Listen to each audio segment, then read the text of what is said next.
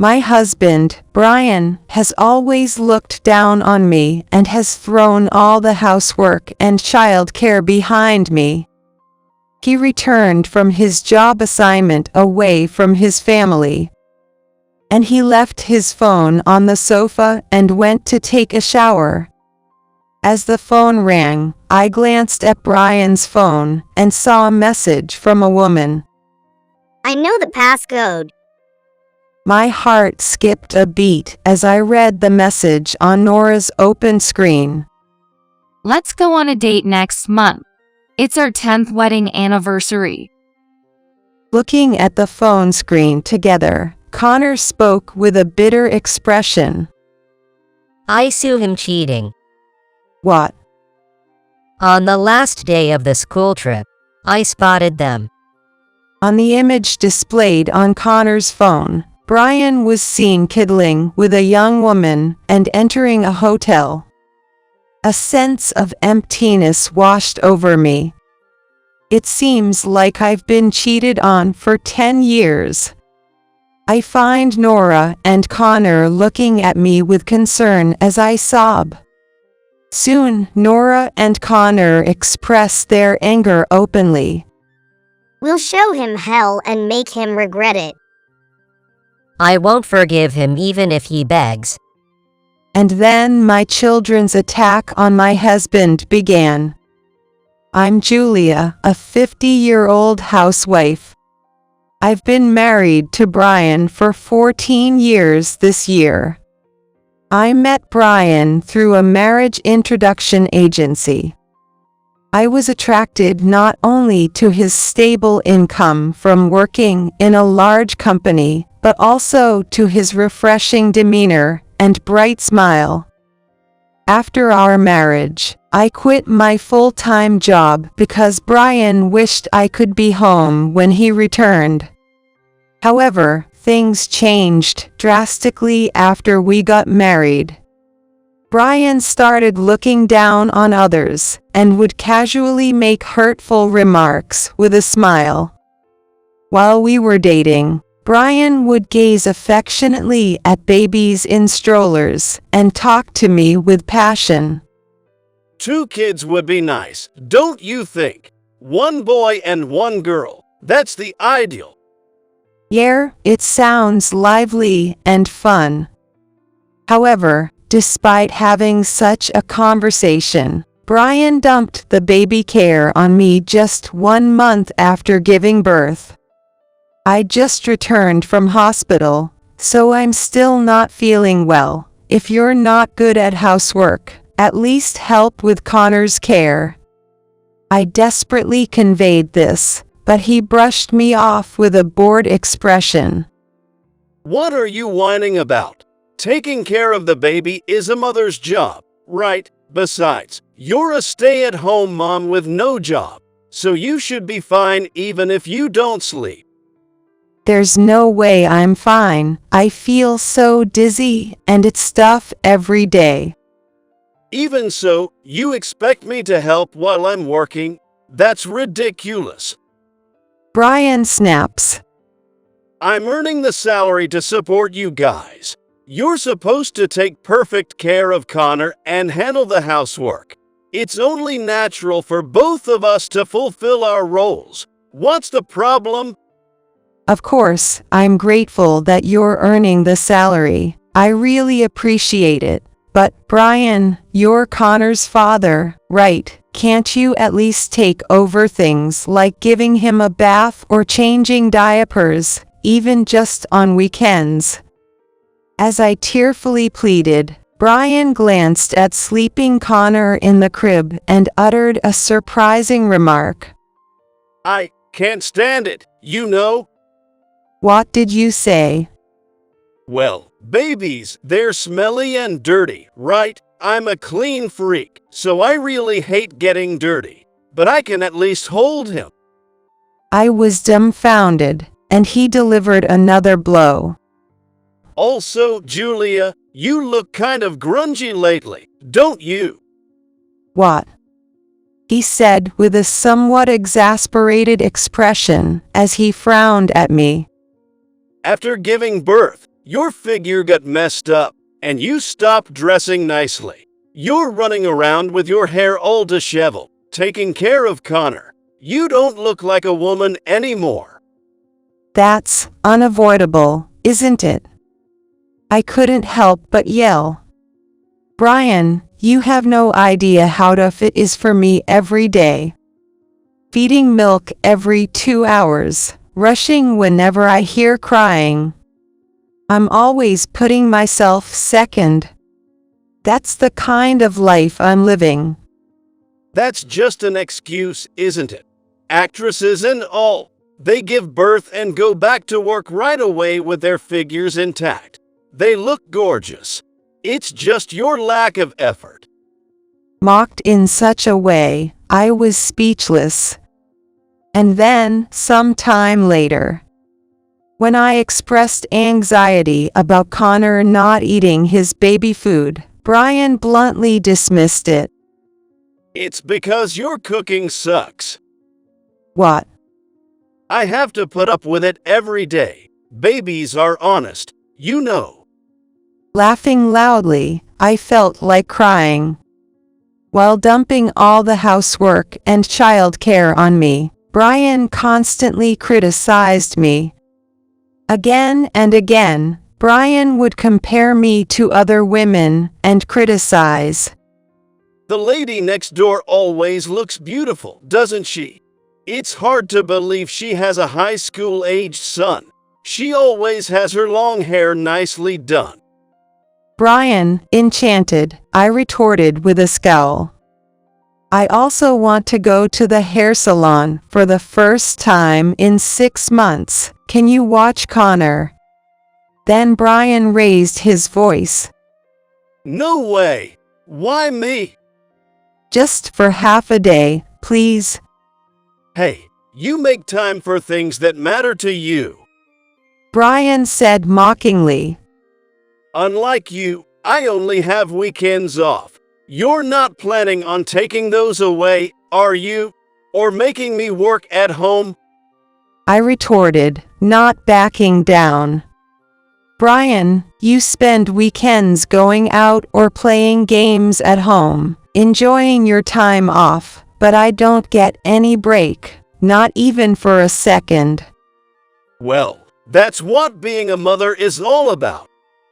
You're a father too, you know, and $30 a month for allowance is just too little. I can't even afford decent skincare products. Brian slammed his cup on the table. You're lucky to get any allowance at all, being unemployed. Don't talk back to me because I'm supporting you. That's why I've decided to manage the household finances. In our house, Brian is in charge of the money, not me as a housewife. I agreed without much thought when we got married, but soon regretted it. Because Brian absolutely refuses to show me his pay stubs. I give you the household expenses properly. What's wrong with using my salary however I want?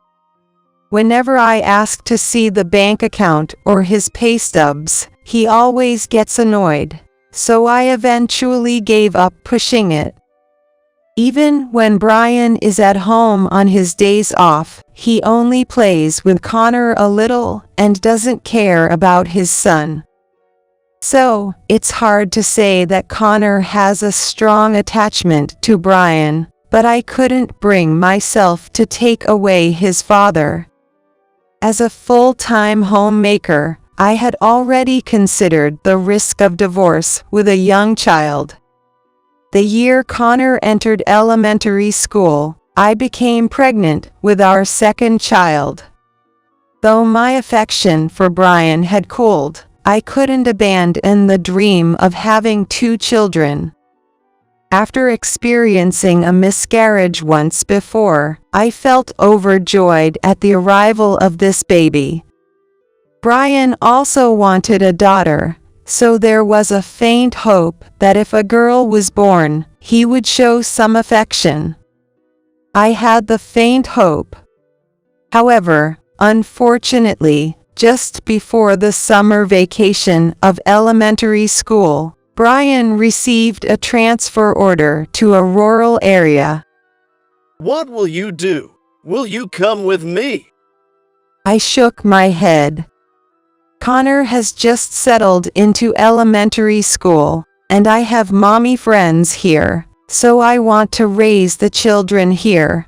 Besides, I feel more at ease having my pregnancy progress monitored at the hospital where I was looked after during the miscarriage. Then Brian said kind words to me. Sure, you're right. It's not just your body. Brian, it's your first time living alone, right? Are you okay? Yeah, I'm fine. I'll just clean up as needed and buy frozen meal and deli food from the supermarket. With Brian's easy acceptance, I breathed a sigh of relief. Eventually, our long-awaited daughter was born. Connor seemed to adore his 7 years younger sister endlessly. He would forgive her with a smile, whether she scribbled on his homework notebook or broke his favorite toys. Nora also adored her gentle big brother. She would follow Connor around the house and mimic whatever he did. Even though she couldn't read, she would peek into Connor's children's books and disrupt his reading. She would cling to Connor's legs while he was preparing dinner and whine for attention. Even in such moments, Connor would patiently read children's books to Nora in simple sentences without getting angry, and they would do chores together that Nora could manage, like picking beans, trying to spend time together amicably. Being a single parent was tougher than I had imagined, but thanks to Connor willingly looking after Nora, we managed to get through somehow. Eventually, when Nora turned 4, she started attending nursery, and I resumed part-time work. A few years later, Brian returned from his job assignment, but within 6 months, he was assigned to another location. This time, he was to be deployed as the director of a newly established business. While that was good, but his presence as a father was still weak as ever. Despite being the long-awaited daughter, he would bring snacks or toys every time he returned, take photos together, but it was only until Nora began asserting herself. As Nora started to assert herself and became more attached to Connor, Brian began to show discomfort and started complaining. Why are you asking Connor to read even though I bought picture books for you? Come to me. She just loves her big brother, can't help it. Brian clicked his tongue and directed his anger towards me. Isn't Julia's discipline to blame?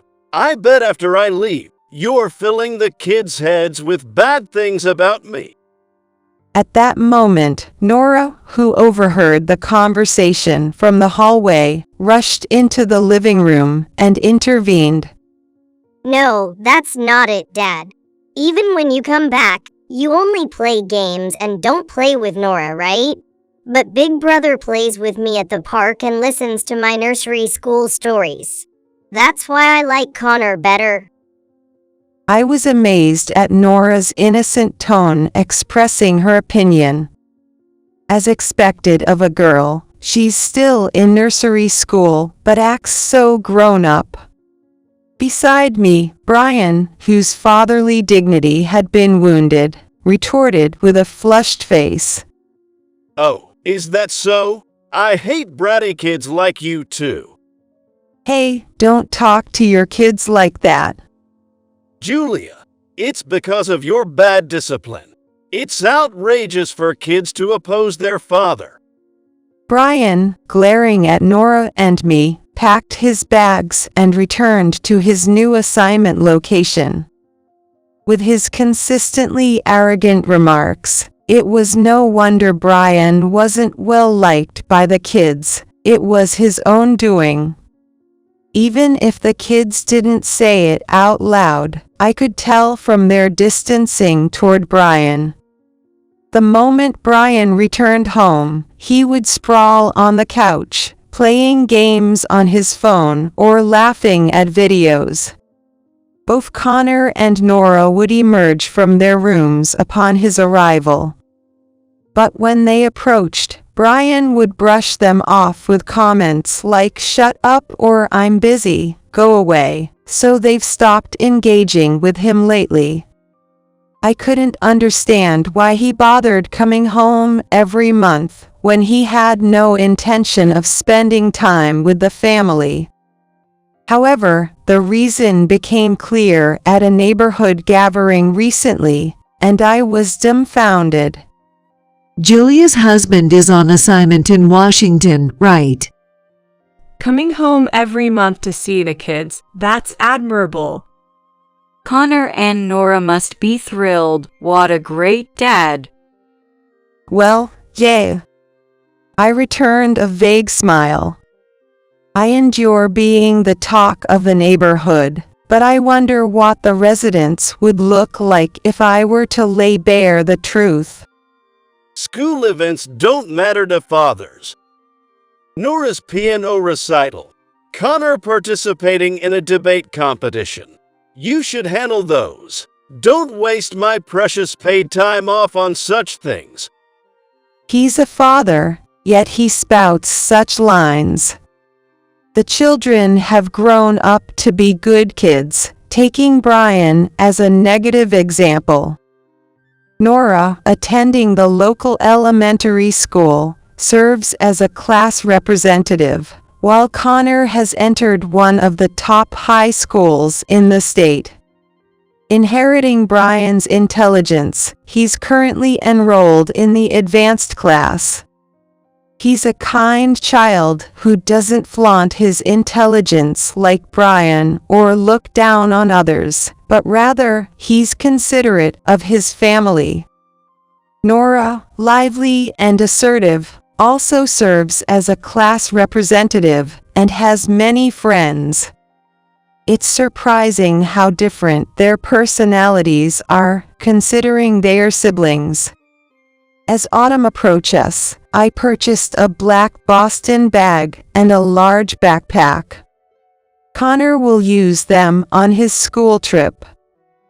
Dad also lives near airport, right? We might run into each other somewhere. Even if he doesn't particularly like Brian, it seems he enjoys running into his dad by chance. Connor left in high spirits, but when he returned 4 days later, he seemed oddly subdued. He gave vague responses whenever Nora asked about the trip. And after dinner, he hesitated to speak when he approached me washing dishes, eventually giving up altogether. What's wrong, Connor? Oh, it's nothing, just tired, so I'm going to bed. All right then, good night. Good night. He slouched his shoulders, wearily climbed the stairs, and quietly closed his bedroom door. He remained withdrawn for a while after that. As the end of the month approached and Brian was due back, Connor remained holed up in his room, appearing more sullen than usual. It was unusual for the usually mild-mannered Connor to act this way. During dinner, I suddenly suggested to Brian, "Taking the plane back home must be tough. How about I go to Washington for a change? I can cook meals and tidy up your room for you." Upon hearing this, Brian's expression changed. For some reason, he hastily refused. No, it's fine. You're busy too, right? Don't worry about me. Is that so? I felt a sense of unease. A wife should take care of her husband. How could someone who's so insistent about that say something like this? After dinner, while Brian was taking a shower, his phone rang. A message appeared on the phone he carelessly left on the sofa. I casually glanced at it and held my breath. It was a message from a woman. Brian, you're probably spending time with your family now, aren't you? I miss you. From the content, she seemed to be his suspected mistress. Her name was apparently Emily. Nora, who sighed just like me, picked up the phone. I know the passcode. Hey, don't do that. It's not right to snoop around in someone else's phone. When I scolded him, Nora smirked. It's okay. Dad takes a long shower. That's not it. That reaction definitely means he's cheating. As Nora punched in the passcode on her phone, Connor came downstairs. We all looked at the message app screen together. When the conversation appeared, Connor's face darkened, and he let out a deep sigh. I knew it. Nora, about to exclaim, quickly covered her mouth with her hand. Let's have a date next month. It's our 10th wedding anniversary. We'll have a fancy dinner, stay at a hotel with a view of the city lights, and spend a relaxing morning in my room. I'll wear the high-end dress you bought for me the other day. Dad really was cheating. Nora was visibly shocked. Then Connor, with a bitter expression, muttered under his breath. I saw my dad cheating. What? On the last day of the school trip, I saw him. Connor said, enlarging the image on his phone with his fingertips. I felt like collapsing to my knees. It was a photo of Brian, arm in arm with a young woman, entering a hotel. It was clear evidence of his affair. On the last day of the school trip, it was free time. While we were walking around the city in groups, I saw a couple going into a hotel from afar. Connor explained with a somber expression. It's impressive that even Dad noticed. Since they were about as far apart in age as parent and child, it caught my eye. Seeing me speechless, Connor looked apologetic. Sorry, I intended to tell Mom as soon as I got back, but I just couldn't bring myself to do it. No, it's okay. You must have been troubled by it. Thinking about Connor, who had been troubled alone, I felt an inexplicable anger towards Brian. Simultaneously, I was overwhelmed by a sense of emptiness, as if a hole had opened up in my chest. With a dry smile, I let out a bitter chuckle.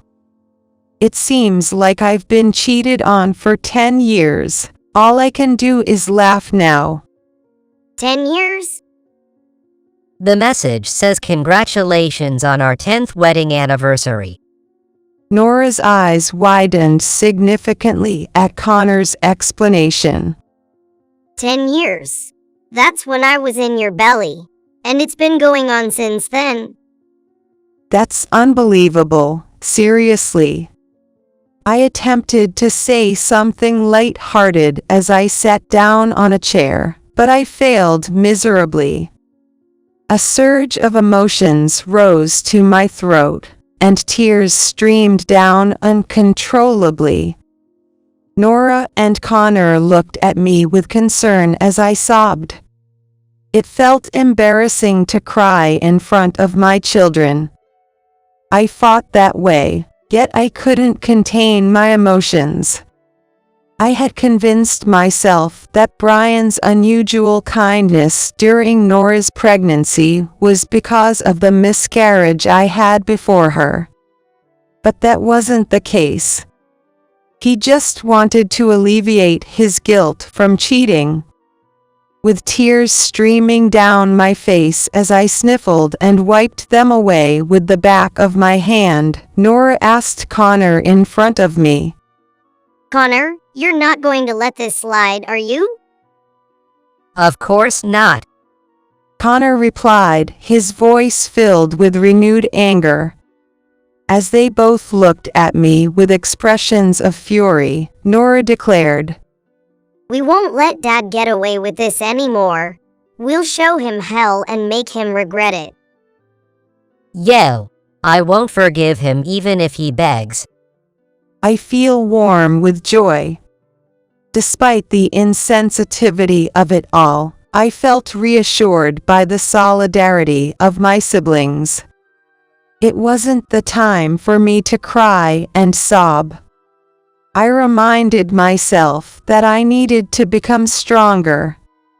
Sensing Brian's presence as he exited the bathroom, I fled to my bedroom. I knew that if I were to face Brian, I would end up accusing him of his infidelity. Connor and Nora are planning revenge, and I can't mess this up. Mom is feeling sick. Oh, did she eat something weird? I heard this exchange from downstairs. Later, Brian left for Washington again, without showing any concern for me. Then, the next month came around.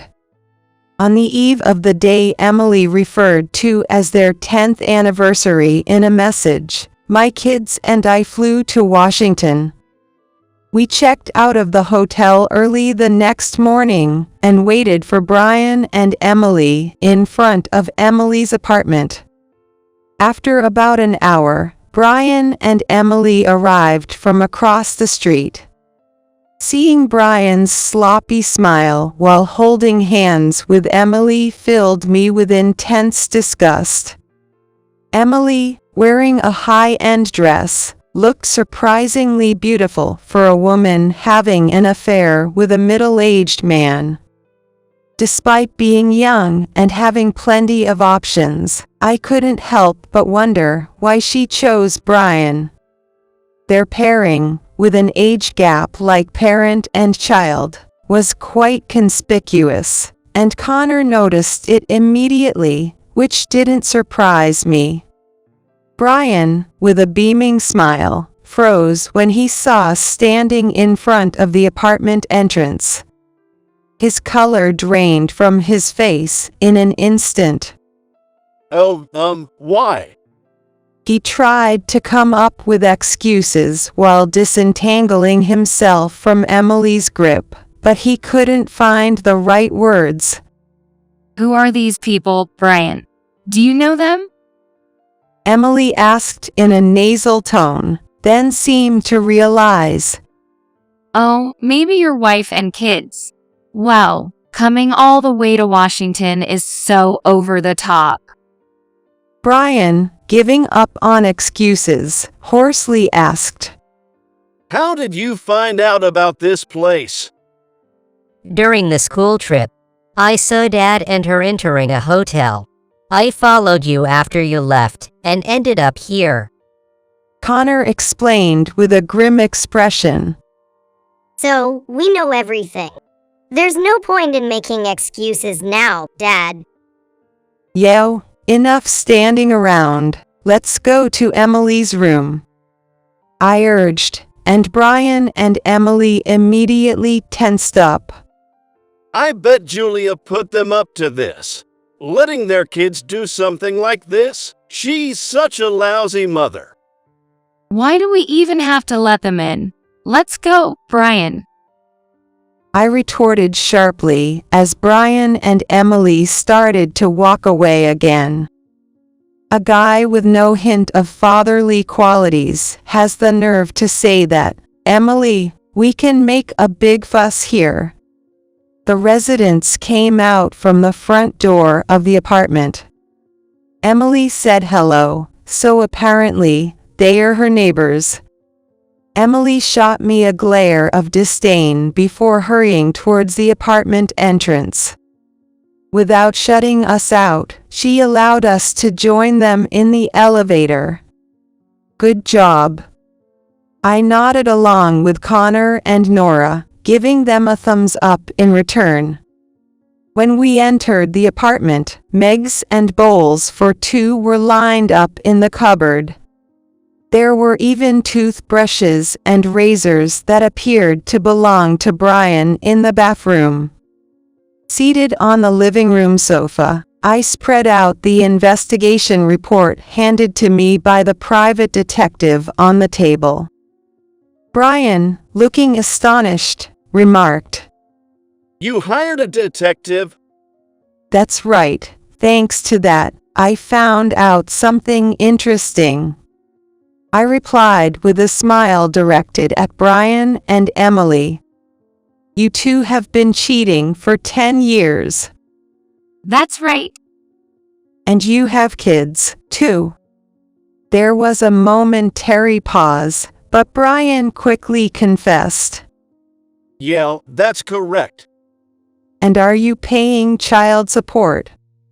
"Of course. I have to take responsibility as a father." I felt like throwing the teacup at Brian's smug face. "How dare you say that, even though you didn't parent Connor or Nora?" "But Emily, you don't want to get married, do you?" Brian asked with curiosity, and Emily looked up at him with a coy glance. I'm happy just being with Brian. Titles don't matter to me. He knows that I'm the most important thing to him. "That's so adorable about Emily." Brian said, ignoring my obvious disapproval, and pulled Emily closer, a smug grin on his face. "But Emily's most precious person is not Brian, right?" Well, of course. My daughter is also important. "No, I mean this guy. You married him because you love him, right?" Emily froze in response. That's because I had arranged several photos on the table. In one, Emily was handing a black briefcase to a man wearing glasses and a suit in front of an impressive house gate. There was also a photo of the man kneeling down and smiling at a young girl. From the composition, it was evident that these were candid shots. "Who's this guy?" Brian tilted his head in confusion, and I enlightened him. "That's Emily's husband." What?" "Oh, you didn't know. Emily got married 5 years ago." Brian's mouth hung open in shock as he stared at Emily incredulously. "Wait a minute. You're kidding, right, Emily?" Brian was speechless as Emily awkwardly avoided eye contact. I glanced at the investigative documents about Emily and summarized them briefly. "I see, her husband works for a famous multinational corporation. He used to be stationed in the UK, and now he's on an overseas assignment in Germany. That's impressive." He's an elite cool. Nora chimed in. She stayed in the US to enroll their daughter in a private kindergarten, or was that just an excuse? And she actually wanted to continue her relationship with Brian. "You're lucky, Brian. Looks like you're being taken care of." Brian glared at me resentfully, his mouth opening and closing without forming any coherent words. It seemed like Emily being married came as quite a shock to him. You have a nail salon at home. Wow, living the high life, huh? No, it's not like that. Emily retorted, visibly agitated. Well, if you have the startup capital, you can open one at home, right? Both Nora and Connor, sticking to the script, cornered Emily, trying to expose her flaws. Yeah, exactly. At first, neighborhood housewives and mom friends came, but since her skills are mediocre, she got bad reviews, so they're closed. What a pity. How rude. Sales may be mediocre, but I still get occasional clients.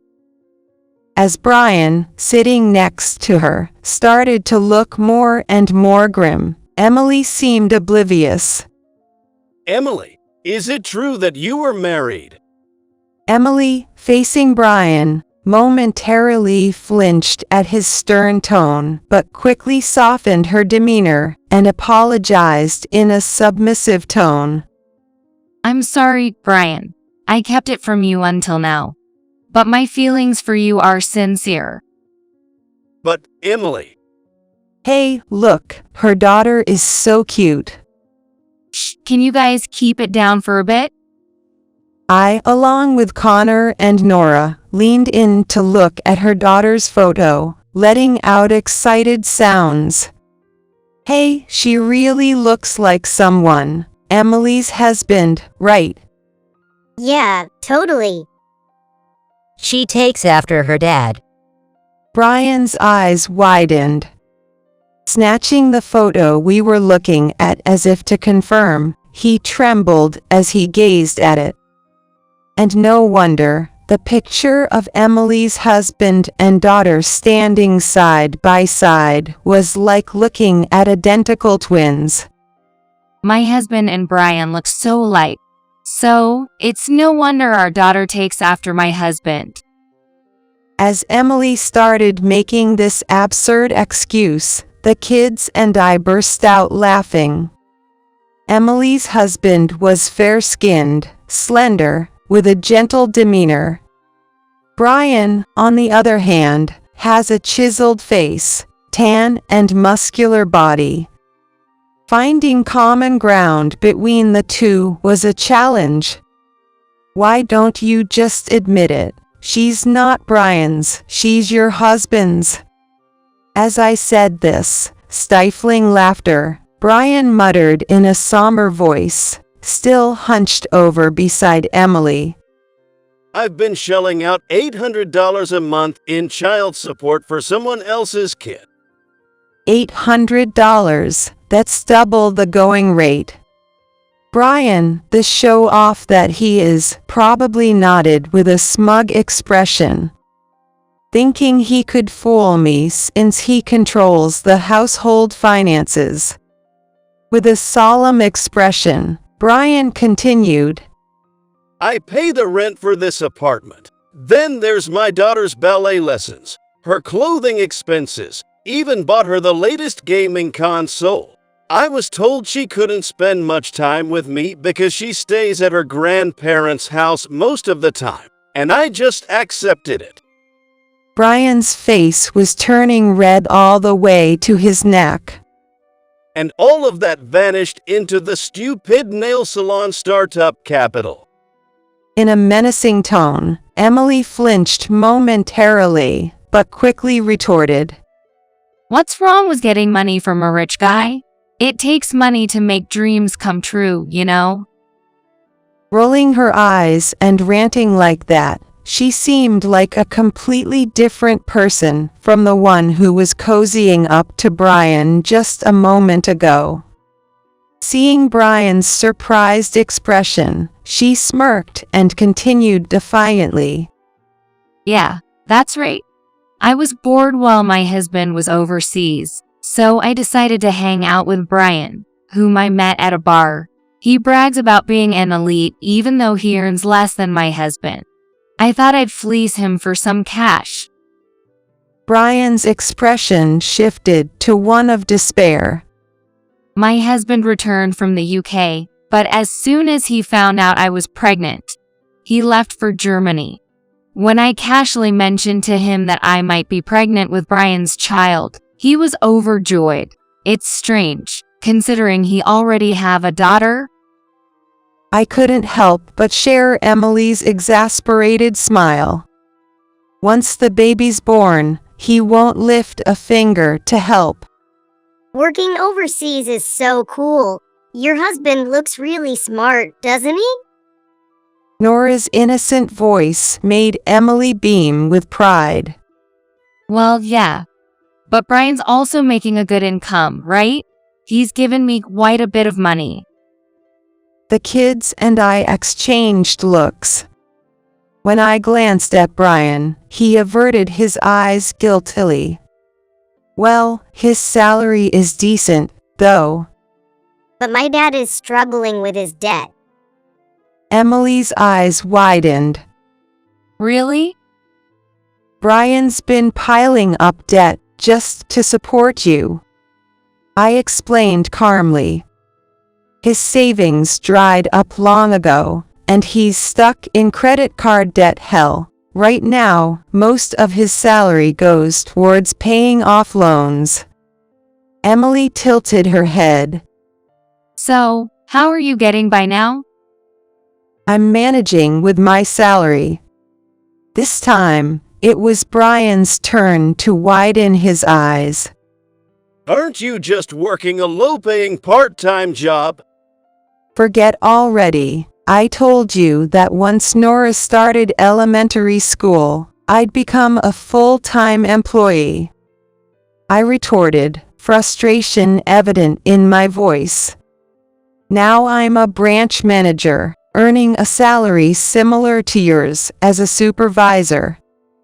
Brian, aren't you a department manager? Do you really think this guy could handle being a department head at headquarters?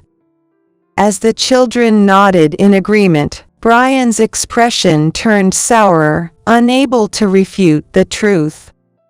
Emily pressed her temples, her confusion apparent. Well, then, your claim about owning land seems dubious too. Is your asset just the house you live in? That house is in my name. It's an asset I inherited from my parents, unlike Brian, who doesn't even pay property tax. Emily seemed completely disillusioned by the continuous revelations. So, you're not wealthy at all. Well, I don't need someone like you. She glared coldly at Brian and snapped. I will return him to his wife. I don't need him either, and even if he tried to return now, the sin of ruining someone's family won't disappear. Oh, whatever. Just pay the alimony, then. She sighed, sounding bothered, and riffled her long hair with a melancholic air, showing no signs of remorse. Observing this, Connor tinkered with his phone for a moment before making a call. Sorry to keep you waiting. Please, come in. Soon enough, the doorbell rang. Emily, who answered the door, let out a scream-like voice. Kent, what are you doing in America? I heard everything from Connor. Mind if I come in? She must have realized there was no point in arguing. Emily unlocked the auto lock and invited the man who had arrived in front of the room after a while. It seemed to be Kent, the man who was in the photo with Emily and her daughter, her husband. Brian, overwhelmed by Kent's quiet intimidation, trembled slightly. Kent threw a cool glance at Emily and Brian and calmly said, I've been listening to your conversation through Connor's phone. Do you both have an explanation? Oh, I didn't know Emily was married. Brian spoke in a barely audible voice, and Kent nodded. It seems so. Therefore, I won't be seeking compensation from you, Brian. Brian breathed a sigh of relief. Next to him, Emily fell silent, looking dissatisfied. I've suspected cheating for a while. The other day, before returning home, I found out about this apartment and saw Connor loitering in front while wearing his school uniform. Kent talked to me because he thought the student had lost his way. When I mentioned that my father's mistress lives here, and we got into detail, I was surprised to find out we had the same goal. Kent took over the conversation. He asked me to wait before taking action to get revenge on his father. He said he wanted to know about Emily. So Connor and I split the cost and hired a private investigator to look into her behavior. So, Connor was able to make arrangements with the private investigator thanks to having Kent as an ally. Since hiring a private investigator is costly, it seems he didn't have enough money for the investigation with his pocket money.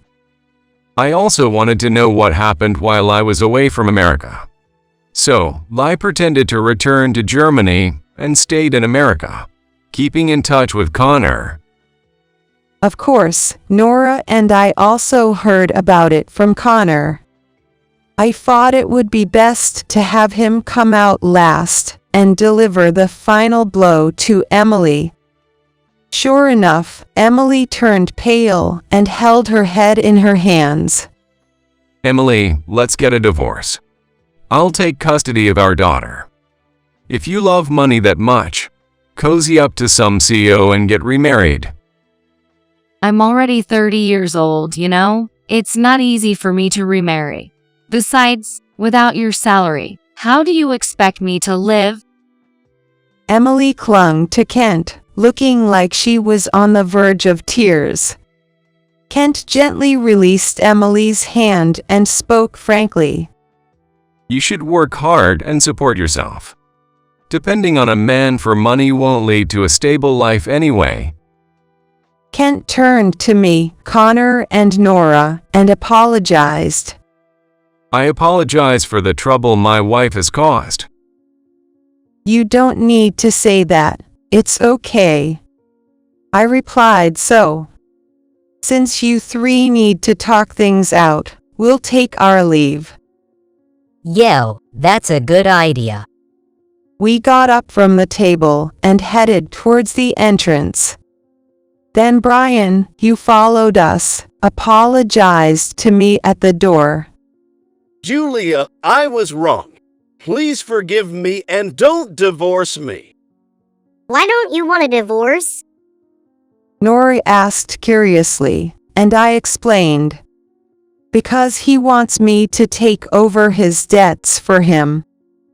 Brian's cheeks stiffened momentarily. Seems like he hit the nail on the head. You idiot. What do you think of Mom? Nora scolded Brian in a fierce tone. We don't need a father like him. I'm cutting ties. I agree with Nora. I won't forgive you even if you apologize. Connor added angrily.